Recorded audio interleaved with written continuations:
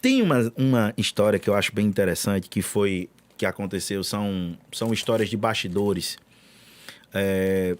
Teve uma cena na época, é bem difícil lembrar, eu tenho que contar a cena vias de fato para realmente quem assistiu vai lembrar. Teve um dia que eu acordei bem triste, né? Foi um dia que as câmeras até eles me filmaram, eu chorei nesse dia. Você chegou até a conhecer minha avó, né? Sim. Você conheceu minha avó. E eu era muito preocupado com a minha avó, né? Hoje minha avó, a gente fala dela em memória. E eu lembro que nesse dia eu comentei, né, que... Só para contextualizar um pouquinho, para a galera que não acompanhou, a galera mais nova, você ficava hospedado lá. Isso. Lá tinha Isso. um ambiente que era só para os participantes. Exatamente. Eu ia exatamente falar, explicar Perdoe. Vai. como isso acontece. Mas foi bom que você... geralmente, quem não teve esse contato, a gente tem que explicar para a pessoa, pelo menos, imaginar, né? Mensurar o que foi. E eu comentei, né? Eu passei o dia comentando que eu tinha sentido algo com a minha avó e eu estava muito preocupado. Isso foi no meio da semana. E no final de semana eu ia ter que cantar. E lá, imagine esse estúdio aqui, uma casa muito grande e a gente está cercado aqui por paredes.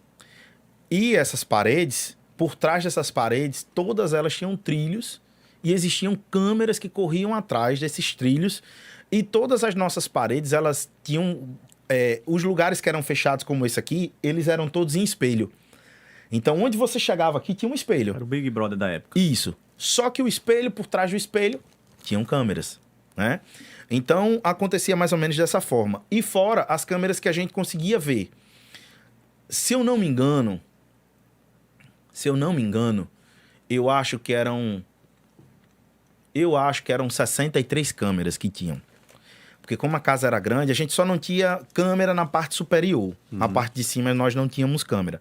Mas toda a extensão de baixo tinha câmera em tudo que era lugar.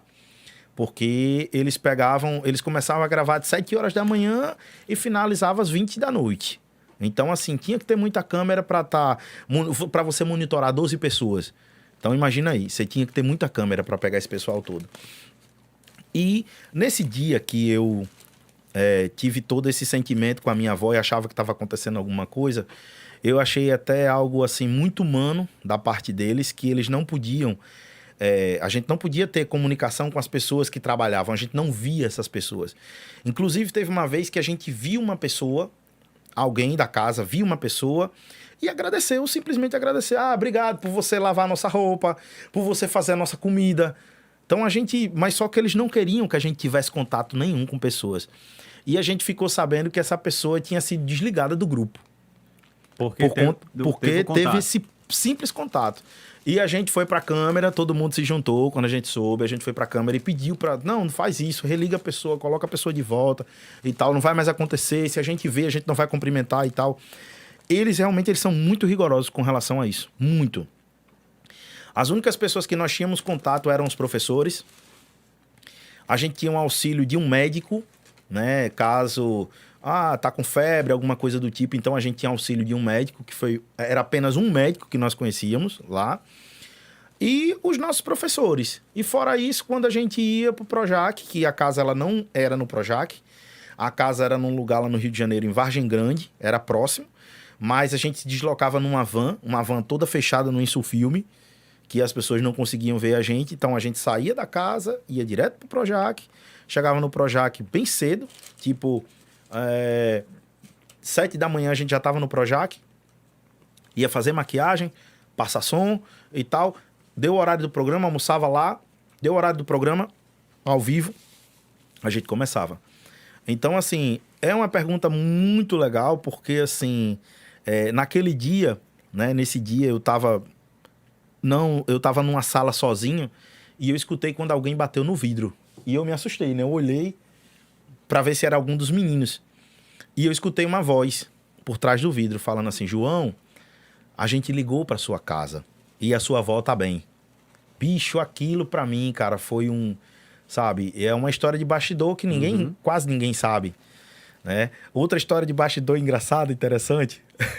Essa é muito boa, essa eu contei esses dias. Eu lembrei esses dias e contei numa entrevista que vale a pena a gente contar. Eu não sei se você lembra, mas eles escolhiam toda semana uma música pra gente cantar. E quando a música, eles observavam lá os diretores artísticos que...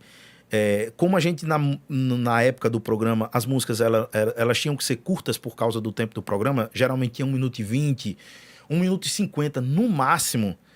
Então tinha música que eles falavam assim, essa música vale a pena a gente ir pro estúdio e gravar toda. Então toda semana um participante era contemplado e dizia assim, ó, tu vai sair, vai no estúdio gravar e volta para casa. Beleza. E eu lembro que eu fui com o Rômulo. Rômulo, ele era o cara que cuidava da gente lá, era tipo o nosso babysitter.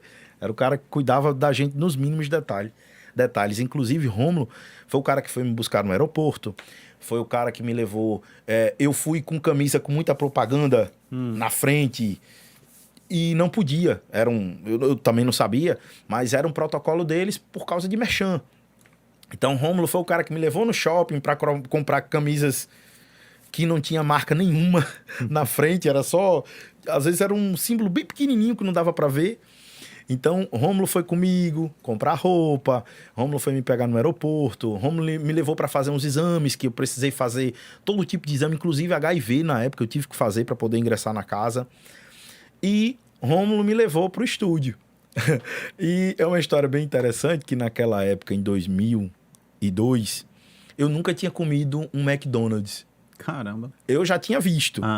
Mas assim, eu tinha comido outras coisas, mas nunca tinha comido um McDonald's. E ele na época falou assim, tu quer comer um McDonald's? Né? A gente foi de carro até o lugar, o estúdio para gravar. Aí eu falei, disse, quero. E nós sentamos na praça de alimentação do Downtown, que é um shopping que tem lá no Rio de Janeiro, que é um shopping grandíssimo, muito grande mesmo. E eu sentado lá, ele foi fazer o pedido. Daqui a pouco, cara, a gente não tinha noção disso. Daqui a pouco passa uma pessoa e olha pra mim e disse, João Batista? Aí eu já me assustei, né? Eu olhei pra pessoa, não sabia nem quem era, velho. A pessoa, João Batista? Eu disse, olhei, eu disse, opa. Aí o cara falou, o que você tá fazendo aqui fora? Que é pra você estar lá dentro da casa. Aí eu fui explicar pro cara, eu disse, bicho, porque eu esteve uma gravação pra fazer e eu vim pro estúdio aqui gravar. Aí daqui a pouco o cara, vamos aqui tirar uma foto aqui. Aí chamou o pessoal e começou a juntar gente, já velho. Já tava famoso, né? Bicho, começou a juntar gente. Aí o Rômulo, quando viu, o Rômulo pegou o lanche, pegou na minha mão e disse, pelo amor de Deus, ele tem que sair daqui agora. Porque podiam demitir ele, cara, por conta disso. E a gente saiu correndo pro carro e tal. Foi até, assim, um pouco rude da parte dele. Mas, assim, tava em risco o emprego dele. Então, ele pegou no meu braço, me puxou, valeu, gente. A gente já saiu correndo e tal.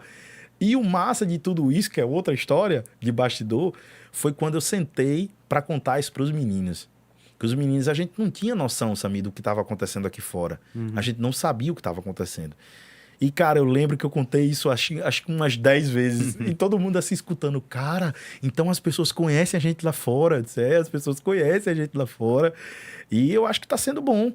Porque, assim, foi numa fração de segundos. O cara me viu, já associou meu rosto e disse, João Batista. Então, assim, como é que a gente vai ter raiva de algo como isso, né, Samir? Poder da TV, né? Muito grande, muito grande.